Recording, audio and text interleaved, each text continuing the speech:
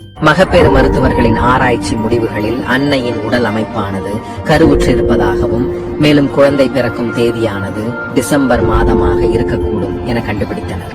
அன்னையின் துணியின் மேல் உள்ள நட்சத்திரத்தை ஆய்வு செய்வதற்காக ரெட்ஷிப் என்னும் தொழில்நுட்பத்தில் ஆராய்ச்சி மேற்கொண்டனர்.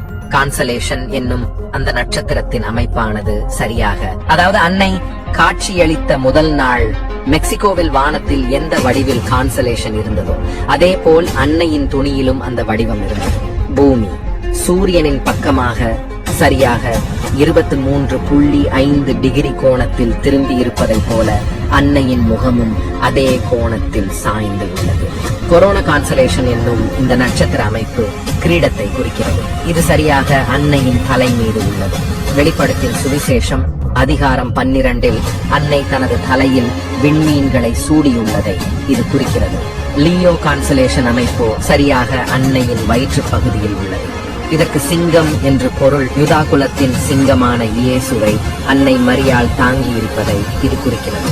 விரிகோ கான்சலேஷனிற்கு கன்னி என்று அர்த்தம். அது அன்னையின் இதயத்தில் உள்ளது. இது அன்னையின் கன்னித்தன்மையை குறிக்கிறது.